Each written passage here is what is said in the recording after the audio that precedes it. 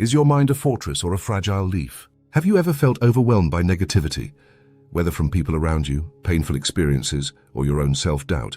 Have you ever wondered why some people remain calm and unaffected in the face of criticism, chaos, or uncertainty? Imagine if you could shield your mind like an impenetrable fortress where negativity simply dissolves before it reaches you. Buddha once said, "Your worst enemy cannot harm you as much as your own unguarded thoughts." If you have ever struggled with negativity, then this ancient Zen story will reveal 10 powerful Buddhist principles to protect your mind and cultivate unshakable inner peace. Stay with me until the end, and you may just find the key to transforming your life. The story of Kenji, a seeker lost in darkness. In a small, peaceful village nestled between lush green mountains, there lived a young man named Kenji. He was known for his kindness, but also for his deep sensitivity to negativity. Whenever someone criticized him, he would carry their words in his heart for days. When misfortune struck, he would spiral into despair. He felt as though his mind was a fragile leaf, blown by the winds of the world. One evening, after another painful experience, Kenji sat beneath a cherry blossom tree, feeling utterly lost. An old monk named Master Ryokan noticed his sorrow and approached him. "Kenji, why do you suffer so much?" the master asked. "I feel like I'm drowning in negativity, master. The words of others pierce my heart. The troubles of life weigh on me. How can I protect my mind from such pain?" Master Ryokan smiled gently. "Come with me, young one. I will teach you the 10 principles to shield your mind, just as a mountain shields itself from the storm." The empty cup. Let go of what does not serve you. Master Ryokan led Kenji to a small tea house and poured tea into a cup until it overflowed. "Why do you keep pouring, master?" Kenji asked in shock. "This is your mind," the master replied. "You fill it with worries, resentment, and the opinions of others, leaving no room for peace.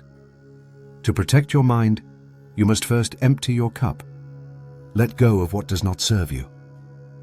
Kenji realized he had been holding on to negativity instead of releasing it. The mirror.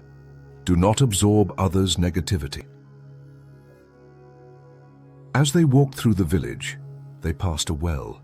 The master pointed at Kenji's reflection. "If someone throws a stone into the well, does your reflection break?" "No, master. The water ripples, but it settles again." "Exactly," the master said.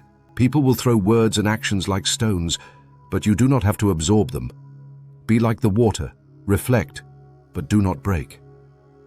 Kenji realized he had been taking every insult, every harsh word, and every criticism as truth, instead of letting them pass like ripples on water. The candle. Light drives out darkness.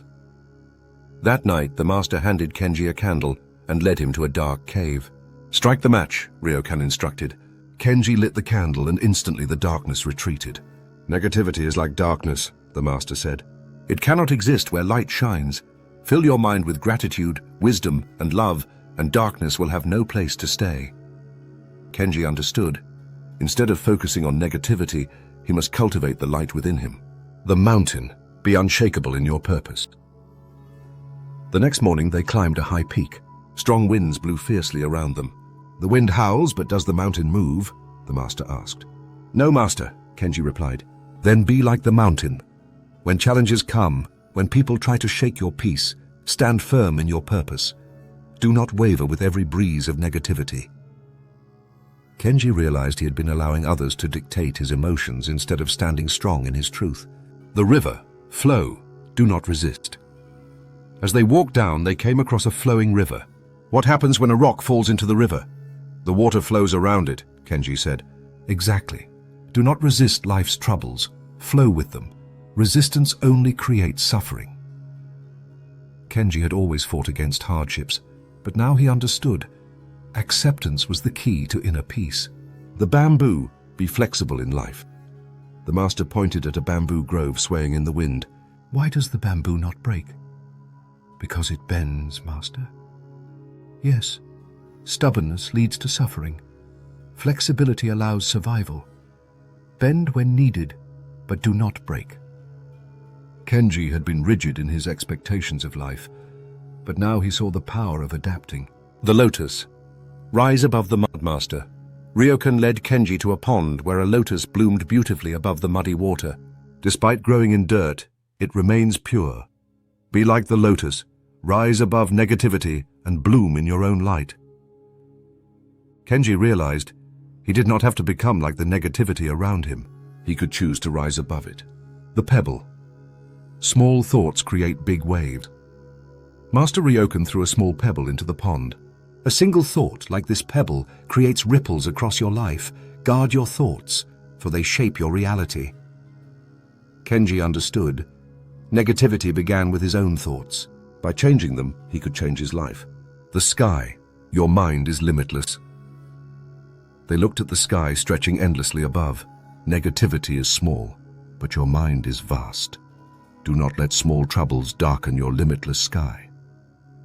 Kenji saw how often he had focused on small worries instead of seeing the bigger picture. The gate. You decide what enters your mind. Finally, the master led Kenji to the temple gate. A gatekeeper decides who enters. Likewise, guard your mind. Do not let every negative thought, every harsh word, every fear enter. Be mindful of what you allow inside. Kenji realized he had the power to decide what affected him. With these teachings, Kenji returned to his life. No longer fragile like a leaf, he became a fortress of peace, strong like a mountain, flowing like a river, unshaken like the sky.